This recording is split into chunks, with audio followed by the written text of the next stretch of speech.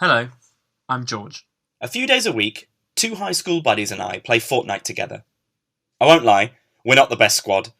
We land in the least populated areas possible and then spend most of each match levelling forests and hiding under staircases. We've all moved to different colleges around the country now, so these sessions have become a good excuse for us to catch up. On one of our regular evenings, neither of my friends could make it online. So, for the first time in a while, I loaded up the game alone and went into duos. Little did I know, I was about to have a heartwarming experience that would change my perception of social interaction through online games. I was eventually paired with someone called Cam. We played a couple of matches together and did pretty well. Top 5, then top 3. I guessed from his voice that he was a few years younger than me, but he seemed nice and was a solid teammate, so I plugged in my mic and started a conversation. He was really down to earth. Over the course of the night, we spoke about other games that we liked, TV shows we were watching, things like that. An hour passed, however, and Cam's tone had changed.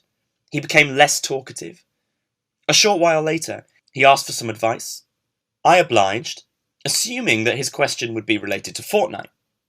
To my surprise, as we hid in a basement in Snobby Shores, Cam explained that he was having problems at home.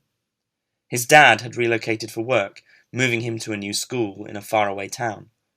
He felt out of place, he hadn't made any friends, and his dad was always at work, so he felt as though he had nobody else to talk to. Whilst I hadn't had the exact same experiences as Cam, his problems still resonated with me. When I'd moved from primary to secondary school, I'd ended up somewhere different to my friends, and, like Cam, I'd struggled with loneliness. We talked for a while, and I shared my own experiences. How I'd learned to join school clubs, to meet new people, and the importance of keeping in touch with old friends over social media. We spent so long talking that I'd completely forgotten about the game, and I think he had too, as we died to the storm pretty quickly on that round. After, Cam seemed audibly grateful. He was talkative once more, coming up with game plans and telling me about his favourite streamers. When the night eventually came to an end, he thanked me once more, and we exchanged a terse goodbye. I sat alone in my room for a moment and smiled. Looking back, I should have thanked Cam in return. It was my first solo venture into random matchmaking in a long while, and, thanks to him, it had been an enjoyable experience. The night made me reconsider what I had expected from voice chat. Perhaps the couple hundred hours I had sunk into GSGO had accustomed me to conversations that never progressed much beyond incoherent screaming and the occasional GG.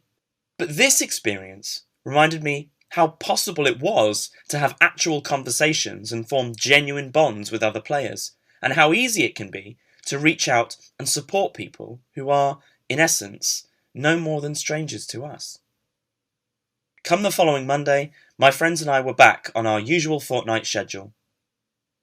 But I'll always remember my conversation with Cam that night. What do you think of this story? Share your opinions in the comments section below. And don't forget to like the video and subscribe to our channel.